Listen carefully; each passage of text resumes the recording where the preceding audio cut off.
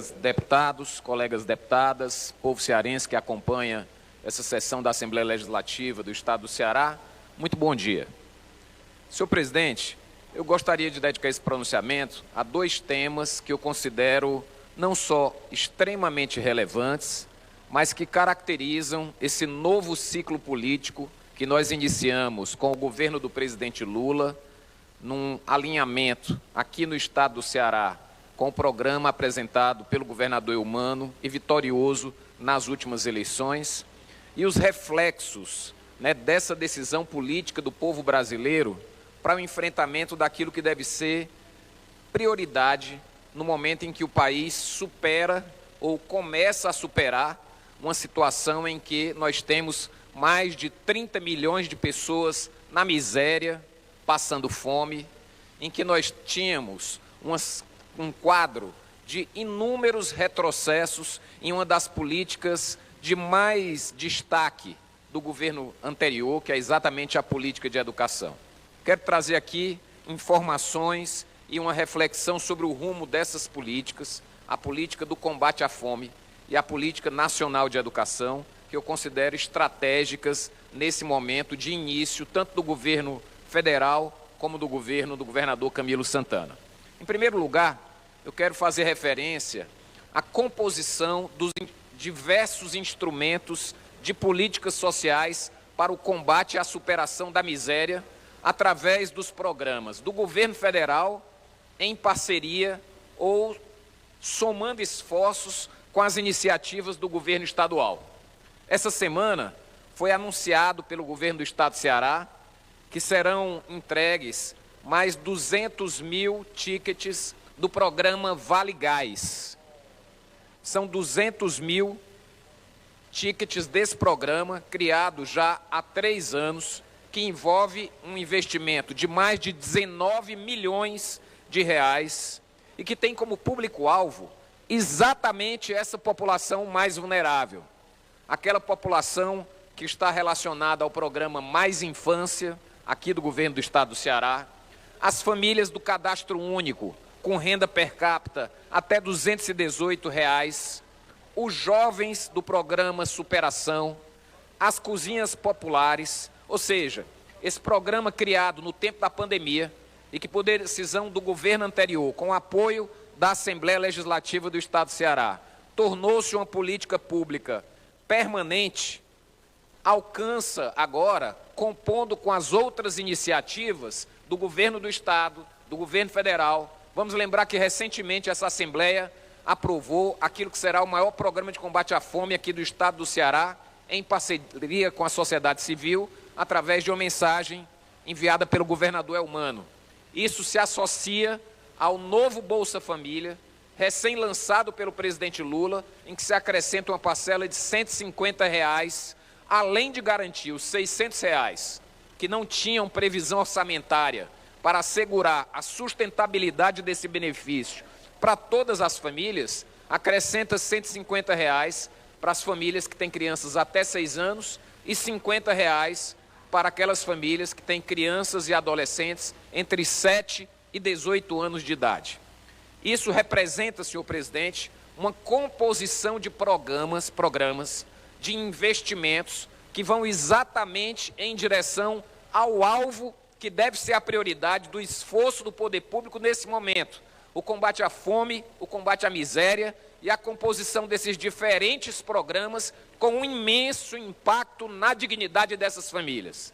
Então é o Vale Gás, é o Mais Infância, é o novo Bolsa Família, é o programa de apoio a cozinhas populares, todos eles com o mesmo alvo: resgatar a dignidade dessa população que até pouco tempo atrás, infelizmente, ainda hoje, volta a revirar o lixo para não morrer de fome. É muito importante, senhor presidente, ressaltar a prioridade dada por esses governos e, mais do que isso, a sinergia da composição simultânea de todos esses programas para evidenciar aquilo que está sendo visto como merecedor de atenção prioritária da ação do poder público. Essas ações combinadas terão um imenso impacto no curto prazo para a superação da miséria Essas ações combinadas terão um imenso impacto no curto prazo para a superação da fome. Essas ações combinadas terão um imenso impacto no curto prazo na geração de emprego e de renda, porque elas injetam recursos na chamada economia local, na economia dos bairros, na economia dos pequenos municípios, que aquecem o consumo nos mercadinhos, nas padarias, nas bodegas, nas lojas de serviços dessas comunidades de baixa renda, com um imenso efeito na geração de emprego, de renda e, inclusive, na arrecadação de impostos. Eu concluo, senhor presidente, esse bloco inicial de reflexão compartilhada com os colegas deputados e deputadas, chamando a atenção para que o conjunto dessas políticas representam um patrimônio. Deputado Guilherme, quando possível, se Vossa Excelência permitir. Com prazer, deputado Fernando Hugo. O conjunto dessas políticas combinadas representa um patrimônio construído com muita criatividade pelos governos ao longo dos últimos anos, apoiado pelo Parlamento, quer seja aqui no Estado do Ceará, quer seja pelas composições políticas no Congresso Nacional, e que agora é retomado com muita ênfase, com muita força, para superarmos os retrocessos vividos no governo anterior e que ocasionaram essas cenas lamentáveis, como vermos a população revirando carro de lixo na porta de supermercados da classe média alta aqui em Fortaleza para não morrer de fome. Parabéns ao governo do Estado do Ceará ao, mais uma vez, ampliar o número de beneficiários com o Vale Gás, com mais esses 200 mil tickets, a primeira entrega de 3, agora nesse ano de 2023, compondo com o novo Bolsa Família, compondo com essas outras iniciativas de combate à fome, o impacto disso na dignidade do povo, na economia popular, na geração de emprego e de renda, será imenso, deputado Fernando Hugo. E eu gostaria de compartilhar essa reflexão com Vossa Excelência, concedendo com muita satisfação uma parte a Vossa Senhoria. Gratifico-me por poder participar dessa vossa fala e a levantar aqui um problema que há 20 anos atrás nós já discutíamos aqui bastantemente. Olhe, doutor Guilherme, deputado de escola, político, público, respeitado e admirado por todos. Eu tenho muito medo dessa processualística dativa demais dos governos brasileiros, esse dativismo iniciado na época dos militares, com aquela distribuição de leite, depois com ações como o Fundo de Garantia, que foram aprimoradas, e principalmente com a criação do Fundo Rural. Por que, Fernando? Porque, paralelamente à ação caritativa, filantrópica dos governos, e aí eu esmalto todos no mesmo patamar, quando chegou a época de Fernando Henrique Cardoso, criou-se o bolsismo no Brasil, que foi aprimorado no governo Lula e que de lá para cá foi transformado miticamente em uma bandeira, não só de Estado, mas de governos, com o fito quase sempre nos municípios, nos estados e no governo federal, de voltar-se a uma verdadeira elogiosa ascensão eleitoral de todos, seja Zé, Maria, Pedro e Cazuza. Esse meu medo, ele acasala-se unha e carne com isso que Vossa Excelência já disse aqui. Olhe bem, nós estamos assistindo gente colhendo lixo para comer, coisa que não existia há 40, 30, 50 anos atrás, mesmo com toda a pobreza e miséria ascendente nas grandes megalópolis do Brasil, que é outra anomalia. O Brasil tem, doutor Guilherme, mais de 20 cidades com 2 milhões de habitantes. Isso, para um país pobre, é uma agressão urbana que socializa a miséria, socializa para baixo, não socializa naquela aspiração social que nós todos queremos ter. Então, à primeira vista, você deve estar dizendo, o Ferrandugo é contra as ações caritativas, filantrópicas, participativas, sociais dos governos? Não, mas a coisa precisa ter um freio, a coisa precisa ter uma limitação. Quem bastantemente aplaudiu aqui nessa Assembleia esse projeto Ceará Sem Fome, que nós do PSD aderimos, eu, Lu Silvio e a Gabriela, os 3 deputados, embora até hoje eu não tenha sido recebido pela primeira-dama, nem pela doutora Onélia. Se você que tem muito prestígio lá, arranje uma audiência para mim, viu? Ou você ou o Osmar, que o Osmar manda na abolição e nas circunvizinhanças. Porque eu nasci e cresci e moro em Messejana e sei de quão grande de benefícios pode ser feito com o combate à fome, esse projeto do Ceará Sem Fome. Porém, é preciso que a gente não transforme isso numa outra maneira. O seu assunto é tão interessante que você traz, numa outra maneira de se vitaminar, tonificar o ócio que o bolsismo implantou no Brasil.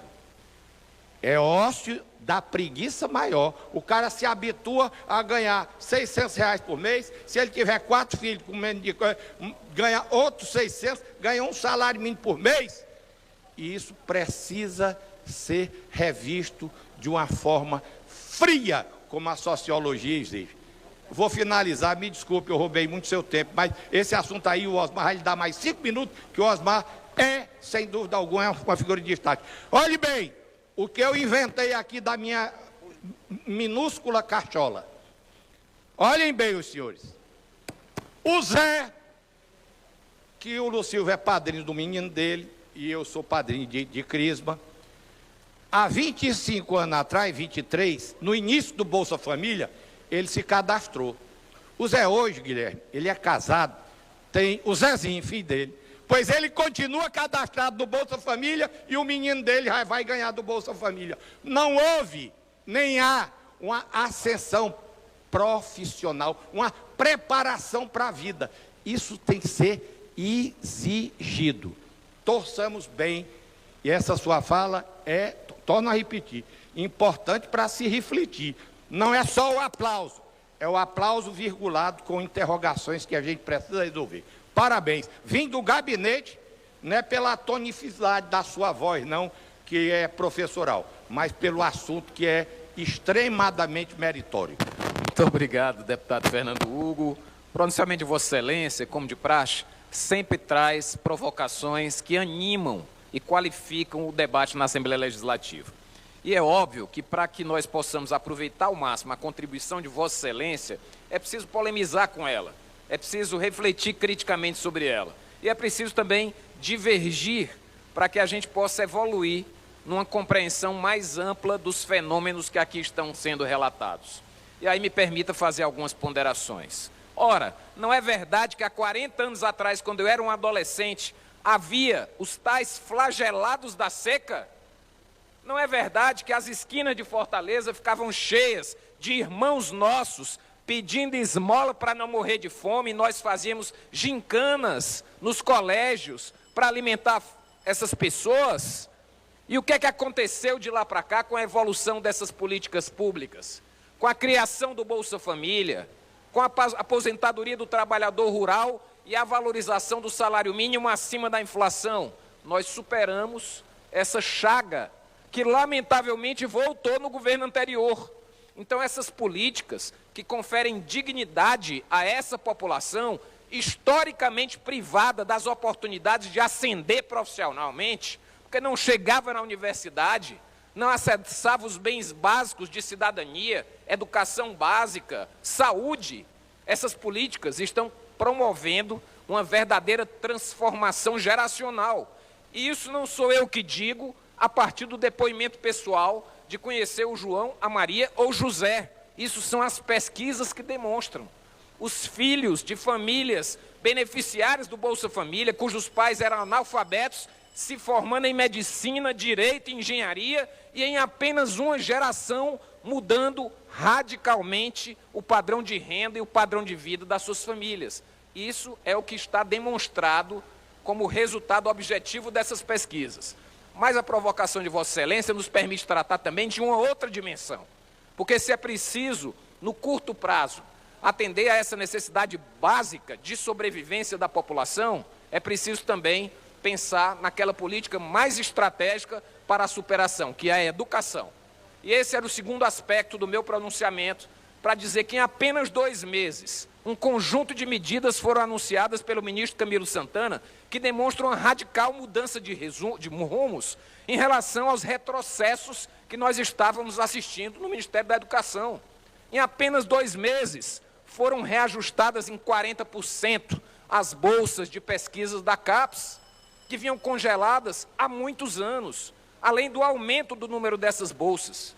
Agora, recentemente, mais 40% de aumento nos recursos da merenda escolar, que vão beneficiar 40 milhões de estudantes da educação básica na escola pública em todo o país. Eu falava agora há pouco da sinergia dos programas, Bolsa Família, Cartão Mais Infância, Vale Gás, merenda escolar de qualidade, tudo isso compõe um colchão de seguridade social que todo o país, razoavelmente desenvolvido, ainda que numa perspectiva liberal, garante para a sua população.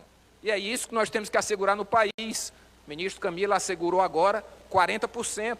Temos 250 milhões liberados para a retomada de obras de escolas que estavam paradas e agora mais 350 milhões. São 1.000 creches que ou estavam paradas ou estavam inacabadas e que vão ser concluídas para atender os filhos das famílias que mais precisam. O aperfeiçoamento do FIES para superar a burocracia, para ampliar o teto de cursos, por exemplo, para o acesso ao financiamento para cursos mais concorridos, como é o caso da medicina, a possibilidade do FIES 100% digital, enfim, um conjunto de políticas que está sendo pensada para ampliar essa experiência do tempo integral, vivenciada aqui no estado do Ceará, para todo o Brasil. Em pouco mais de 2 meses, eu diria, já foram anunciadas pelo ministro Camilo Santana medidas mais importantes e mais impactantes do que nos 4 anos desse último desgoverno vivido pelo povo brasileiro. E assim, senhor presidente, para concluir, se compõem essas 2 vias da política social. Uma de curto prazo, necessária para a superação da chaga histórica da desigualdade nesse país, que lamentavelmente é uma característica secular. E a outra de alcance estratégico, que permite à população de baixa renda acessar cada vez mais oportunidades educacionais, conquistar vagas no mercado de trabalho e oferecer para a sociedade o talento que todo ser humano tem e que lhe coloca no lugar de dignidade e de sobrevivência digna na nossa sociedade. Muito obrigado, senhor presidente.